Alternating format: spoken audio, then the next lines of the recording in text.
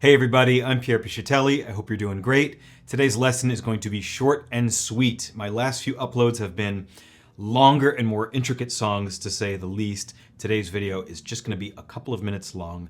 This is Ain't No Sunshine by Bill Withers. It's a classic, no less valuable than a longer or more difficult song, but it's a lot more accessible, especially for beginner piano players. So let's check this out together. It's going to go something like this.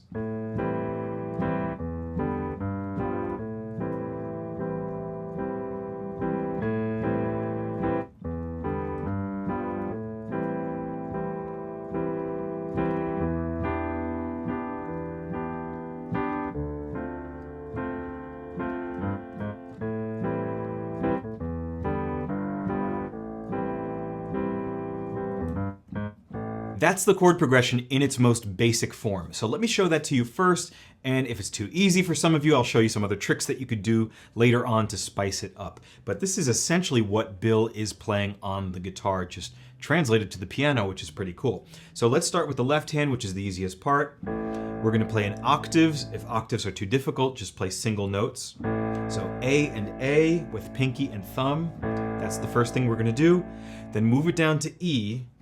Still an octave, G, and then back to A. So let me show you what that looks like. So if the beat is like this, 1, 2, 3, 4. 1, 2, 3, 4. 1, 2, 3. Again, 1, 2, 3, 4, 1. So very simple rhythm. Just work on that before you do anything else. As far as the right hand goes, there are three primary shapes that we have to learn. The first is E, G, C. I like the fingers 1, 2, 5. The next one is D, G, B. Notice the G is the only similarity. So that looks like this, D, G, B. The next shape only involves moving the thumb up to F, F, G, B. So let's go through that again. Shape 1. Shape 2, number 3, just like that. So combined with the left hand, let me demonstrate it.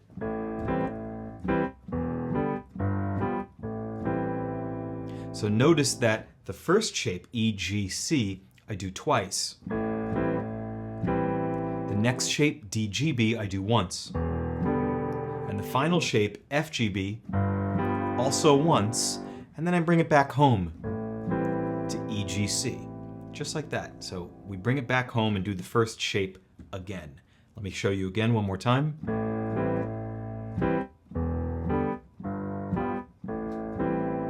This time I'll narrate it. Here we go.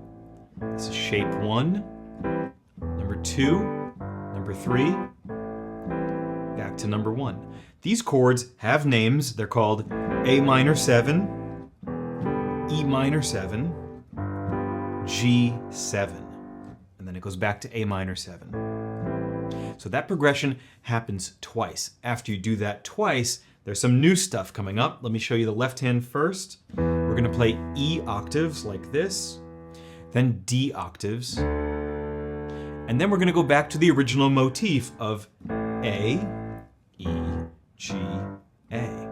That's literally it. Let me show you again. E, full measure, D, full measure, A, E, G, A. That's it.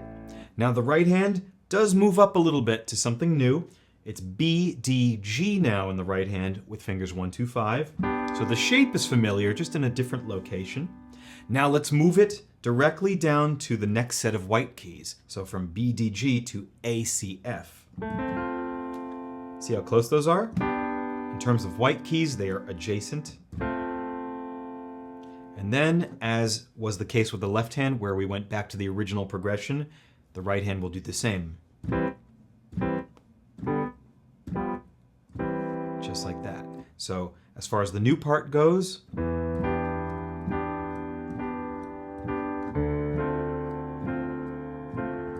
back to the original.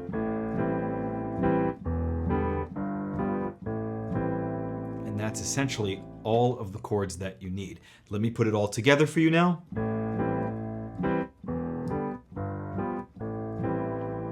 Do that again, second time.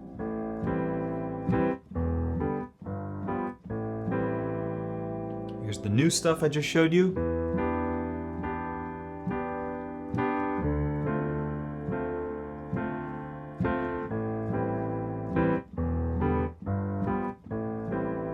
So if that's too easy for you or you're just getting bored with it, here are some things that I do sometimes. The first thing is I notice that the bass does a little fill between these sections that I showed you. So sometimes you'll hear this.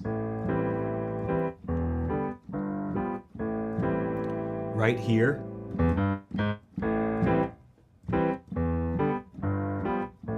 So let me show you what that is. Between the pauses, the bass will sometimes go E, G, G sharp, A. Just a little fill.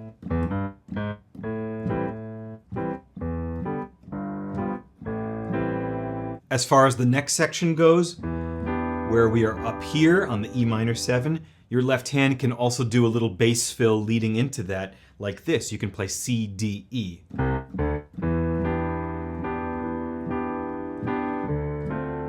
And then the original one.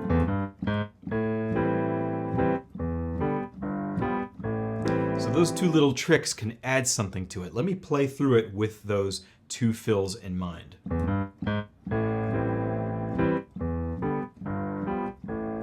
Let's do that again.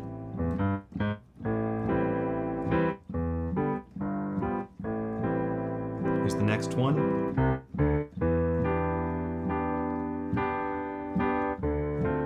And the original.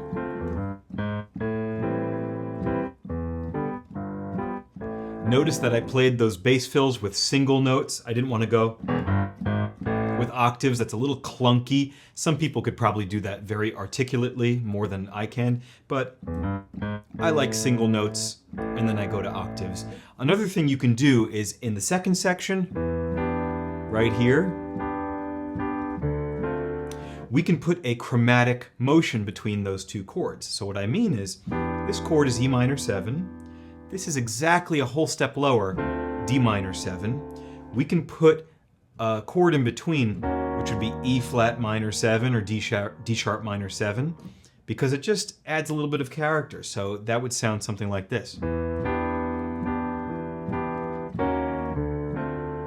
That's a very common thing, especially in music from this era, throwing in chromatic motion. So I took B, D, G in the right hand, E in the left hand. I brought everything down exactly one note, a perfect little half step. So E flat in the left hand, B flat, D flat, G flat, right hand, and then D left hand, A, C, F, as was the case originally.